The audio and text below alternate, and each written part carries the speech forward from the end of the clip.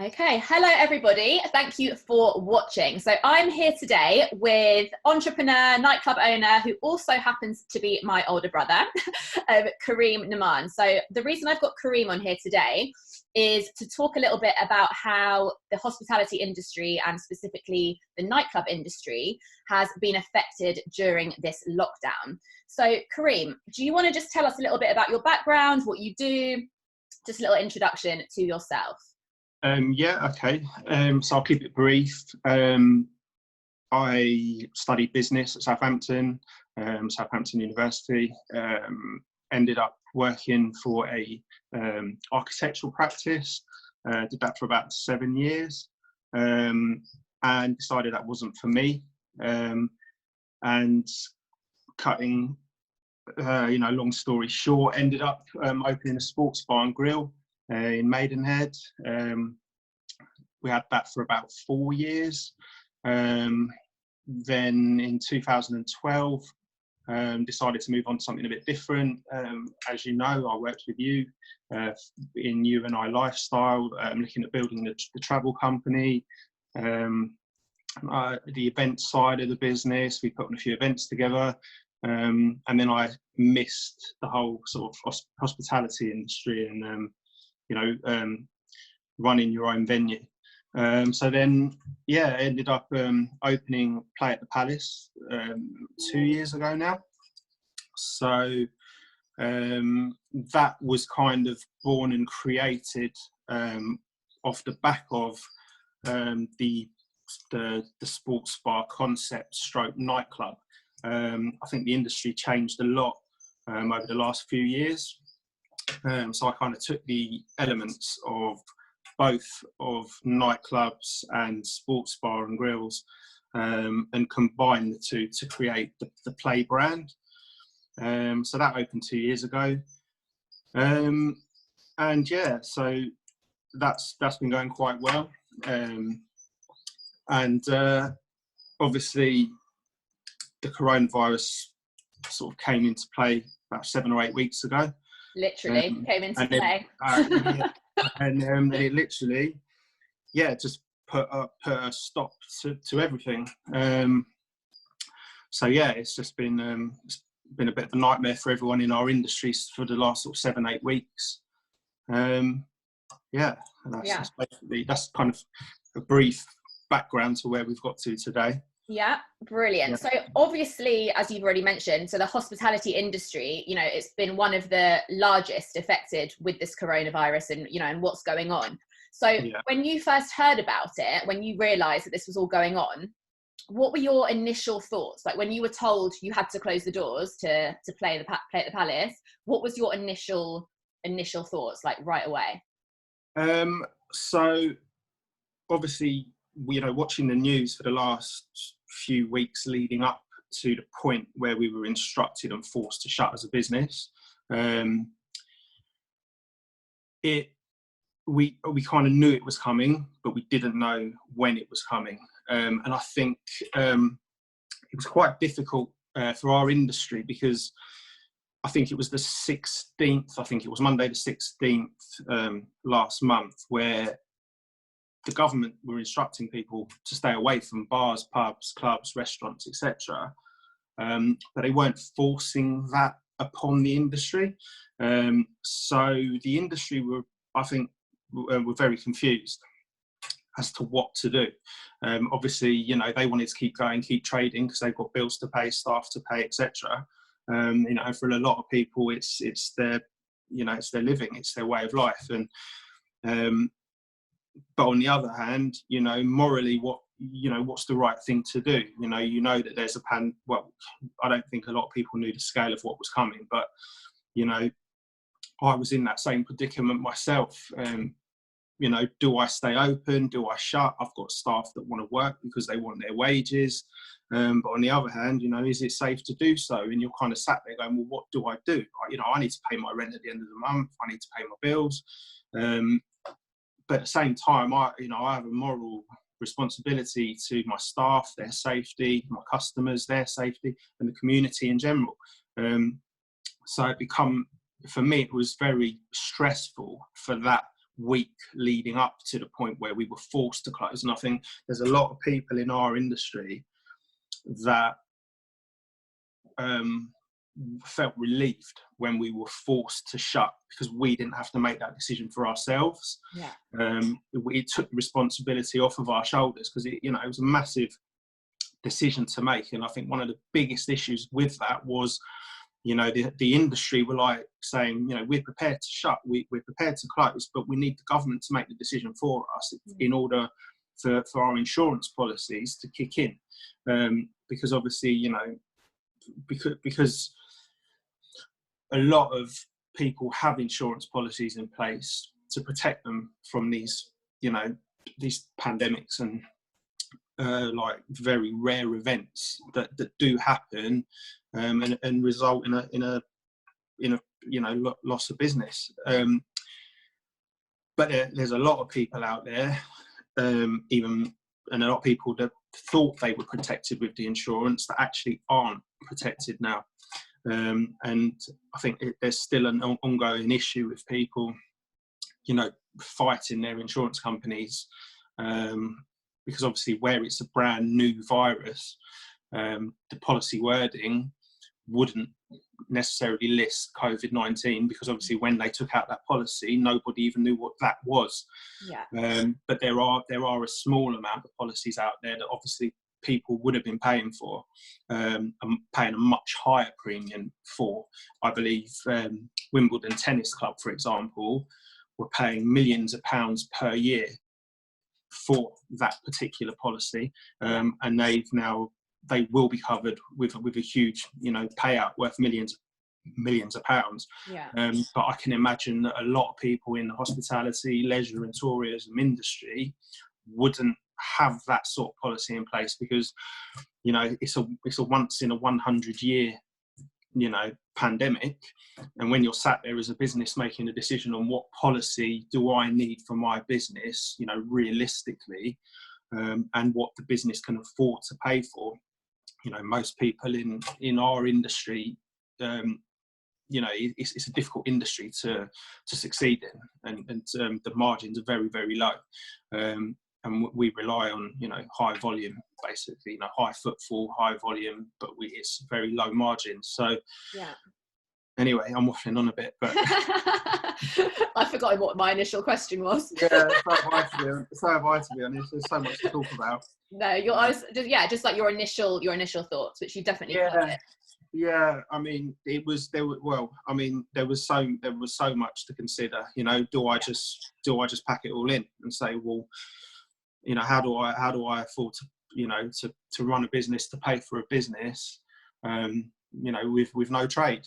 It was very stressful. Yeah, it wasn't just me in that position. This is like affecting everyone, this is affecting the whole country.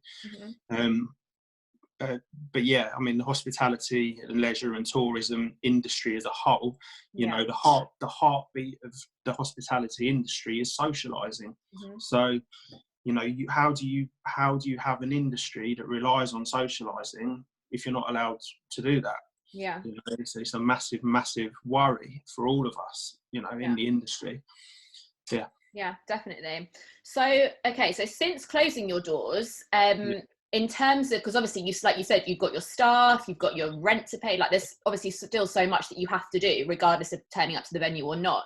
So what have you had to do? Like, what have you been continuing to do during this time, like in terms of making sure that everything is continuing to run, as much as you can before it reopens? So obviously the first thing is the staff, the people that work for me. What can I do for them to help them? And I mean, I made this decision initially. The government were quite quick to come out and say, they were going to put things in place to help businesses.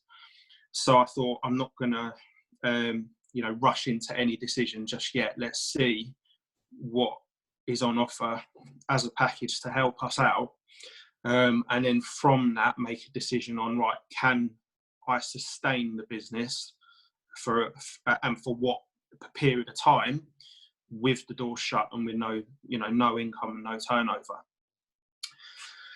So yeah, the staff was the priority. Yeah. The other thing was, you know, to start forecasting, to look at numbers and look at what the business can afford to do now to keep it going for as long as it can, Yeah. and then look at potential, you know, help from the government on top of that, to see what we can do. The next thing was a conversation with my landlord. So I've got a private landlord. A lot of people, you know, in my position that own bars, pubs, clubs, might not have a private landlord. They'll, you know, a lot of people in this industry, probably more than most, would be, you know, tied to the big pub codes, the big breweries. I don't want to mention names specifically, because I think, you know, since then, I think a lot of some of the big pub companies are doing a lot more than others to help and support. I think it's important as well that we tell people what the date is today, so people understand, obviously where there's so much changing in terms of help being offered to the businesses at the minute. It's changing every day at the minute, and more and more help is coming in. So if someone listens to this next week, for example, what I'm saying now might not even be relevant, because I don't know what the date is today. I've totally lost track. No, I think it's around the 5th. I think 5th of May sounds about right.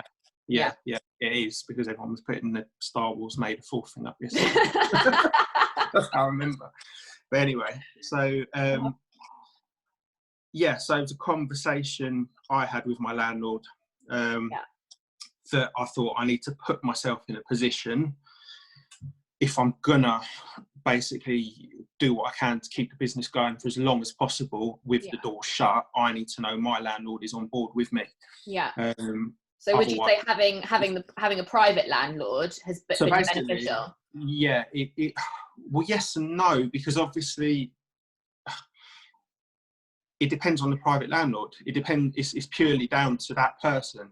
You know, I've got a good relationship with my landlord, so it was a very honest and open conversation. Right, that this is the situation we're in today. You know, I've been your tenant for the last 2 years. You know what you get out of me as a tenant. You know, and we've got a good relationship. So, you know, luckily he saw the situation and thought, you know, it's in my interest and in his interest to work with me. To keep me in there as long as possible, basically. So, you know, I was able to put myself in a position that secured my, you know, the business, basically, so that, you know, if at any point, you know, the government funding stops, I don't risk forfeiting the lease, basically. So, you know, I wanted to make sure that he, you know, gave me that security before I made the decision to carry on, basically. Because, you know, it would have been pointless me, you know, agreeing to carry on with it if at any point I can just literally be thrown out, and have the lease forfeited. So, you know, he's been good. He's been willing to work with me. So I am still paying full rent, which is a lot of money. You know, there's no way around that. But myself and the landlord have a system in place that allows some sort of protection, basically, for me. But again, that's just purely down to me and him having a, you know, sensible conversation. A lot of other people I know in the industry are not as lucky as that. And the big pub companies, you know, a lot of them are very greedy. And they're basically saying, you know, pay us the rent or see you later. You know, and this is, they're talking like that at people that have made them hundreds of thousands, if not millions of pounds for say, you know, 20 years. You know, and they're sat there invoicing them at, you know, 7, 8, 9, 10 grand a month. When they can't even trade. It's it's ridiculous that it's actually come to that, and they're the people in our industry that I feel really sorry for. Yeah. You know, the people that, you know, they've put so much blood, sweat and tears into making these big companies millions of pounds for years and years of their lives, and you know, they're being treated like dirt basically, and I think it's disgusting, and I think that's where the government do need to come in, you know, with some new legislation to protect people like that. You know, not a lot of people are lucky enough to have a landlord that they can work with. And I think the government needs to be very careful, because, you know, you're gonna see restaurants, bars, clubs, pubs literally just collapsing over the next few weeks, months, if they don't do anything about it. I mean, that was already starting to happen before this coronavirus kicked in. Like, if you look at the high streets and you look at the restaurants and everything, that already, due to the economy and stuff, everything was already starting to go that way. No, 100%. And the government have seen that, and they've done things about it. I mean, you know, they've reduced business rates by quite a lot for a lot of people, including myself. So they are starting to take notice and do, you know, help the high street basically, because the high street is dying a slow death at the minute. But this, I think what's happening now is going to have a massive effect later on in terms of, you know, rent and rates and the way these figures are valued basically, because I think, you know, there's so many toxic leases out there at the minute that make it almost impossible for anyone to actually succeed in the industry. So yeah, I think we'll see a lot of changes.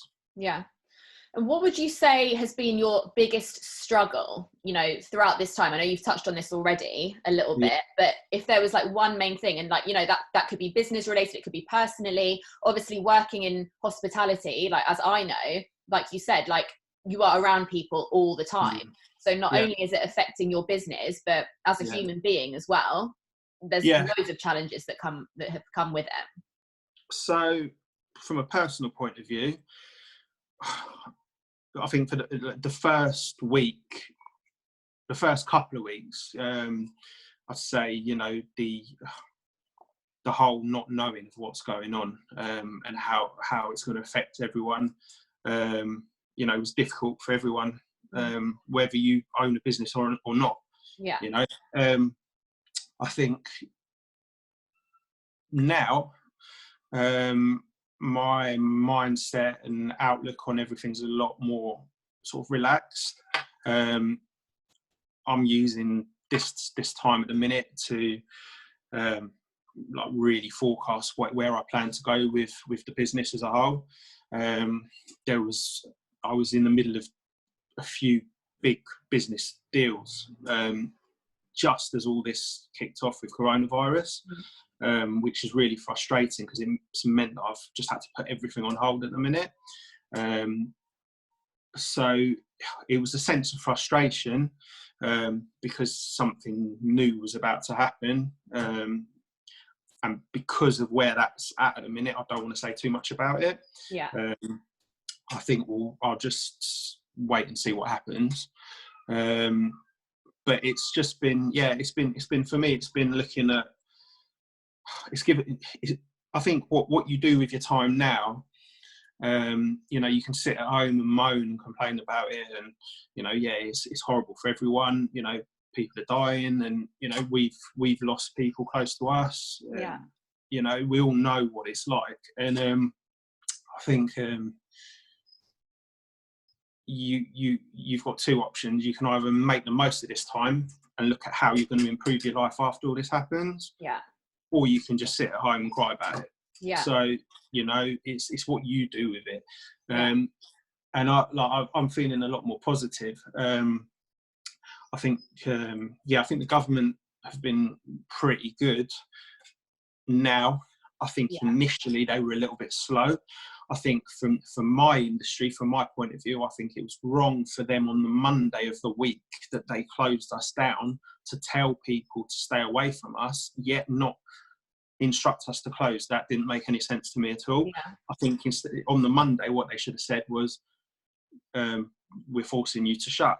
Yeah. You know, it's mixed messages. You're telling people to stay at home, but then you're allowing us as a business to stay open. So, and that's not fair on you as a business, because you shouldn't have to have that decision. That puts you in the responsibility of, you know, what if something goes wrong? If you open the doors and however many people are affected, that's going to be down to you when it shouldn't be down to you.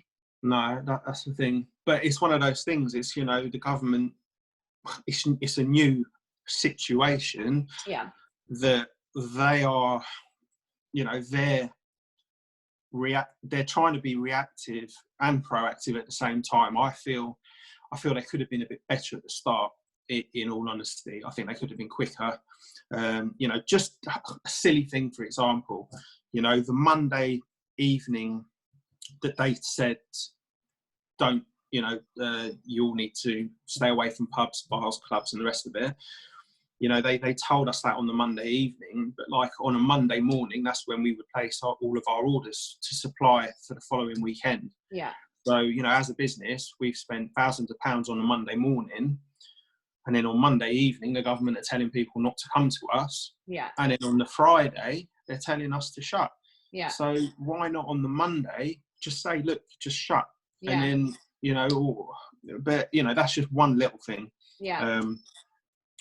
That's not, you know, it's not a major thing, but I think the government saw what was going on in other countries, and I think they could have done a bit more to help our industry. Yeah. You know, don't go out and spend thousands of pounds, because basically you're not going to be able to trade this weekend. And in our industry, whether you're a pub, bar, restaurant, nightclub, 80% of, you know, our sales and turnover comes in over the weekend. So, you know, I think they could have done a little bit more for us, giving us a heads up of, look, this is what's going to happen. Yeah. So, you know, you're not, rather than on the Friday night, basically, I mean, it was literally the Friday, 5 o'clock on the Friday, telling us to shut. Yeah. You know, we had staff on their way to open up. Yeah. You know, I think not enough thought had got into it, basically. Yeah. And I think they and I think that's probably where they're still a little bit. I think yesterday was the first time we've seen them come out and say a little bit more about, you know, the future. But I think they're treating us a little bit like children sometimes. But then you've got a lot of people that are behaving like children. So that's a whole other topic. Yeah.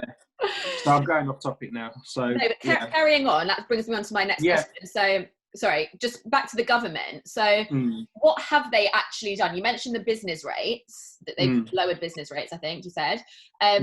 What have they done? Like, what have they offered you? And has that, you know, has that been sufficient? Yeah, so they've done quite a lot, to be honest. They've been very good, and I think they're listening. And every week there's more and more help on offer to people. Yeah. You know, some of the big things that they've done for our industry is the business rate holiday, which is for a year, which is great. So that means you don't have to pay your business rate. Yeah, so we're not paying business rates for 12 months, which is good. Yeah. So you've got the grants. So the grants in our industry are good for people that have a premises on the high street. You either fall into one of two categories, where they give you either a £10,000 grant or a £25,000 grant, which is based on your rateable value. You've got the furloughing of staff, which has all come in, which is good, because it's obviously helping me pay my staff. And the next thing they've done, which is it's good and it's bad. It's good, which is the new loans that are available.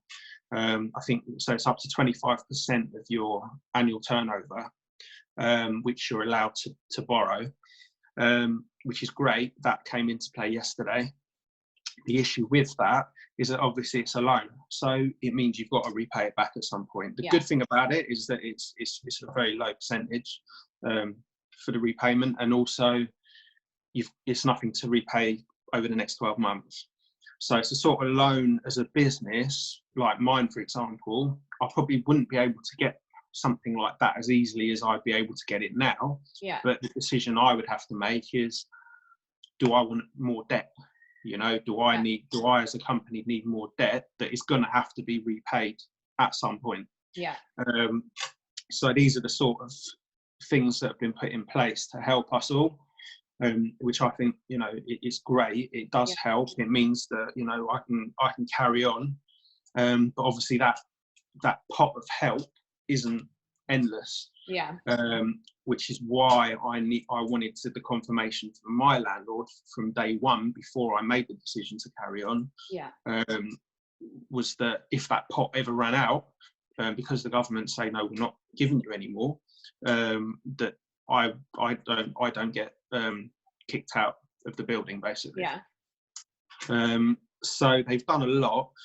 There's a few things I'd say that people in the industry need to be aware of. Obviously, with that grant, yes, it's a cash grant, but be careful of the tax that you'd need to pay on that grant. It's not 10 grand or 25 grand of free money.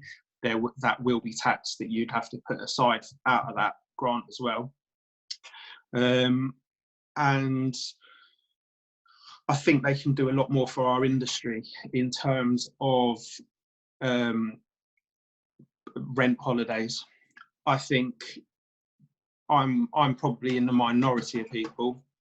The government basically, as it stands, said landlords and tenants have a conversation amongst yourselves and come to an agreement of what's fair to pay. And that's fine if you've got a landlord that's willing to do that. Yeah. But a lot of people don't. So they risk, you know, paying, say, the next couple of months worth of rent in full, and then not being able to afford the following month's rent and getting turfed out. Yeah. So, you know, it's putting them in a position that, you know, it's not a nice place to be in for them. So it'd be nice for the government. There's a big campaign and movement online now, especially on Twitter. So there's two campaigns. You've got the No Pub, No Rent campaign, and then you've got the National Time Out campaign. The National Time Out campaign was brought into place through the Hospitality Union. So the Hospitality Union is a group of 3,000 plus pubs, bars, clubs, etc. That basically come together now to basically save the industry and save the jobs within the industry. Yeah. And the National Time Out campaign is basically a campaign pushing the government to enforce a 9-month rent holiday for all of us, which basically means, you know, landlords can't invoice us for rent for 9 months, which I think is a great idea. And I think it would put a lot of people's anxieties, a lot of, you know, business owners that own you know, all of these types of businesses, that little bit of that relief of knowing that they can sustain their business, you know, at least for the next 9 months. And then, you know, you've not got these big pub companies and landlords bullying them out of their rent every month, without them having any sort of certainty that they'll even have a business anyway. So I mean, in my opinion, that's a given. Like, that should definitely happen. And I hope it does. And I think there's a lot of people fighting for that at the minute within the industry. You know, a lot of people have said, well, what about the landlords that own the buildings that are paying mortgages? Well, you know, a lot of them own the building outright and are not paying a mortgage anyway, so that's not an issue for them. But for the people that do own the building, the landlords that do own the buildings that are paying a monthly mortgage, all that they would have to do is basically just the same model as the housing rent holiday, you know, where they gave people that are paying mortgages a 3-month rent holiday. It's the same thing. You just give them a 9-month rent holiday, which is just put on to the end of the mortgage, so that it's not affecting the landlords either. So it's a win-win for everyone. And I can't think of any reason why they shouldn't do that. So I'm hoping, and for me, that would be the next thing that the government can do, that would really, really, you know, help our industry as a whole, and will stop. The biggest problem we're going to have is that when we're allowed to go back and reopen, is that most of these businesses, without the government coming in now and forcing landlords to stop taking rent off of businesses that have got no income, most of these businesses are going to fold within the next. I mean, it doesn't, you know, you don't have to be a genius mathematician to work out that if you're paying anything between 5 and 10 grand a month in rent with no income, that model won't last more than a few months. Run out soon enough. Exactly that. So, you know, our industry is already on a massive, you know, downturn. You know, pubs, bars, clubs, they're shutting in numbers every week. Yeah. And this now will be the nail in the coffin. Yeah. For a huge percentage of the industry. Yeah. So the government needs to really think about what these businesses contribute to the economy overall. Yeah. And are they willing to risk losing that? Because you're losing millions and millions and millions if all of these businesses fold within the next few months, which is what will happen. Yeah. So, I mean, I'm surprised that that's not happened yet. Yeah. I can't see why it won't happen. So I'm feeling pretty confident within the next month or so, some sort of rent holiday will come in to the industry. Because there's no way that it can survive without it. And the last thing, you know, people, not just in this country, but all over the world, last thing people want is for us to, you know, to defeat this virus. And then people want to go out and celebrate and socialise, but they've got nowhere to go because every bar, pub, club, restaurant, theatre is shut. Yeah. Do you know, what's the point in that? It's no good for anyone. So, I think they've done a lot, and like, I'm really grateful for it because it's meant that I've been able to carry on as a business for now. You know, longer term, you know, I think there's going to be more conversations between me and my landlord in terms of where we go with the rent if a rent holiday isn't enforced by the government. And I think myself and most of us within the industry are pushing for that, and that would help all of us sleep better at night. I'm sure. So in terms of reopening, like, obviously we don't know when that's going to be, we don't know, you know, we don't really know anything, but what are your initial thoughts on reopening? Because obviously even when you do reopen, there are going to be things that are going to be put into place, and you're going to have to do things probably a bit differently, especially at the start. So what do you think about all of that? Like, do you have any thoughts on that? Yeah, so obviously it's something I've been thinking about a lot. I've been listening to what's going on at the minute in other countries that are starting to ease restrictions on lockdown. So, you know, there's talks of operating at a lower capacity, even things like taking people's temperatures on entry, things like that. For me, all of that's just absolute nonsense and totally unsustainable for our industry. Like I said to you earlier, you know, the heartbeat of hospitality is socialising. The minute you remove the socialising aspect of that, you're killing the business and you're killing what people are there for. You know, you take a restaurant or a pub that people want to go to for lunch, and you're taking their temperature when they walk through the door. You're then telling them to put a pair of gloves on. You're then putting them at a table where there's just two of you and you're sat 2 meters away from anyone else. Or even worse than that, even more spaced out than that. Who wants that? You'd rather stay at home, put the barbecue on, and, you know, and have a party. Right? But it will completely kill the industry. So my point of view in terms of opening up and where my stance is on that is that I think we need the government to help us until it's safe for us to open at full capacity. You can't run a nightclub. The business model of a nightclub doesn't work Yeah. on 50% capacity. Yeah. We rely on the footfall, and we rely on the high volume of sales, Yeah. with low margins, you know. Yeah. That's not just for me. That's for, I'd say, you know, a lot of the industry, a lot of pubs, bars, and restaurants as well. You know, restaurants are suffering at the minute. Again, I don't want to name names, but you know, big branded names of restaurant chains. Yeah. You know, they're all dying every week. Yeah. You know, and we're seeing big names go under because the industry is really suffering. Yeah. And I think, again, like I said earlier, where 80% of the industry turnover comes in on a Friday and Saturday, Sunday, the weekends,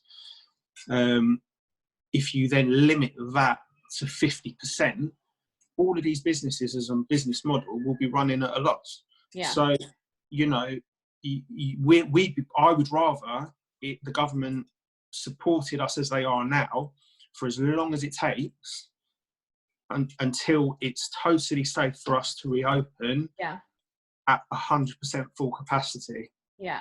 I'd rather we open later and properly rather than reopening sooner. Yeah. I mean, for me personally as a nightclub, I mean, I'd be having to, you know, employ extra staff for health and safety measures, you know, to control the capacity. Yeah. All of my overheads would go up. But then I'm being told, well, I'm only allowed to have 50% of my customers in. Yeah. I mean, how do you social distance in a nightclub? You can't. You actually can't. Like, how do people go clubbing? How can you have a dance floor where you have to have a certain amount of space between people dancing? Like, it just wouldn't work. Yeah. No, exactly. So, it's not worth you know, it. It doesn't make sense. It doesn't make sense for us to reopen if we can't reopen properly. Yeah.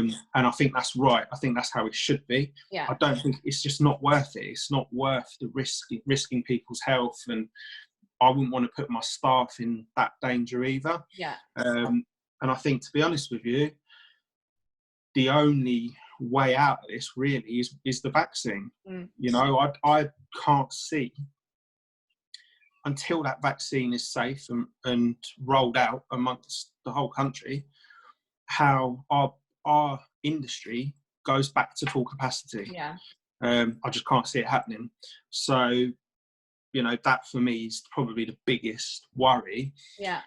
Because of the type of industry we are that relies on socialising, we'll probably be at the very, very, very back end of the restrictions being lifted. Yeah. So, you know, we were the last businesses to be forced shut. We will be the last businesses to be allowed to be reopened again. Yeah. Yeah. So, I think nightclubs and like restaurants, gyms as well, I think will be gyms last. Yeah. Yeah. It's anything where you're basically forced, you have to be near people. You just have to. Like, it's not possible really to run without it. So just kind of to finish up, do you have any other, you know, additional thoughts around this topic, you know, in the hospitality industry? Any advice maybe you want to give people, or just any words of wisdom? So advice, I would say for me, I found it I would join the Hospitality Union. I've signed up to their newsletter. I think it's hospitalityunion.com, but if you find Hospitality Union on Twitter, you can find them through the hashtag of National Timeout. Yeah. I've been following that and the hashtag of No Pub, No Rent. That's been keeping me quite well informed of what's going on in the industry as a whole. And subscribe to the newsletter through the Hospitality Union as well. That's a good one to look at. And I think in terms of the future for the industry, because of this, I think the government, can do more to help the industry as a whole. I think business rates and valuation of rents will be something that does change after this. I think it's becoming very apparent how greedy some pubcos and landlords have been, which is why it's such a struggle for a lot of people in our industry to actually sustain anything over longer than a couple of years. So I think those two areas will be very, very closely scrutinised moving forward. But not actually just for our industry. I think the high street as a whole, I think people have started to notice, like you say, everything's closing. And yeah, it's fine. A lot of things are being done online at the minute. I think people's behaviour throughout lockdown will roll over into the new way of life as we come out of it. Me personally, I can't stop using Amazon, and I know. yeah, I think I've got a bit of an addiction. But yeah, I think people are learning new behaviours at the minute that will roll out, into the new way people just live day to day now. I know I've learned things that I never did before, that I'm doing now, that I'll probably carry on doing later on. I think people are just realising that there's other ways to do things, which if you haven't previously worked online, you wouldn't be aware of. And now that you don't really have a choice, it's just people are realising that there's actually other ways to do things. Yeah, people are being forced to learn new technology, new skills. I think there's a lot of good to come out of this.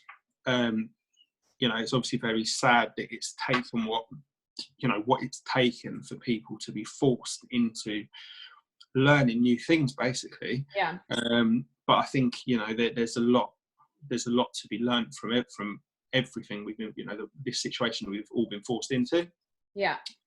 But yeah, I think the good news personally for the hospitality industry and the entertainment industry, obviously our brother does what he does. He's an actor, and he's suffering as much as anyone else, work-wise. But I think one big positive will be the minute lockdown's lifted and we can go back to normal. I'm not talking about the immediate the upcoming weeks. I'm talking when it's properly safe to do so. I think it could be a really good time for the industry. I think people are dying to go out to their favourite restaurants. They want to go out to a nightclub. They're sick of being locked up indoors. So I think that's one good thing for our industry. I think the minute people are allowed to go out, they're going to want to go out and play. Another weekend indoors. It's probably the last thing they want to do the minute where it's safe to go out. So I think things will definitely thrive once you're back. It's just dealing with this time in between to make sure that you're there. And that's all it is for me at the minute. It's about what I can personally do to make sure that business is there when we're allowed to reopen it. So it's been a stressful few weeks, I'm not going to lie. But I think I can see the light at the end of the tunnel now. So I'm feeling positive about it. And hopefully the government step up a little bit more and help the industry out that little bit extra that we need. That means that everyone's got a local to go to when this is all finished. Great. Okay, cool. So just to finish up, where can people find you? What are your social media handles, your website? So we've got the website, which is playwellingborough.com, but we are on all of the social medias. It's Play at the Palace. So we're on Twitter, Facebook, Instagram, Snapchat. We're on everything. I'll post all the links on here as well, so if people can see. That'd be great. Very good. Brilliant. All right, cool. Well, thank you so much. And then maybe we'll do another interview in like a month's time. We can see where things have progressed and see how it's all going. Okay. Sounds good. Well, thank you so much. Okay. And I will speak to you later. All right then. Bye.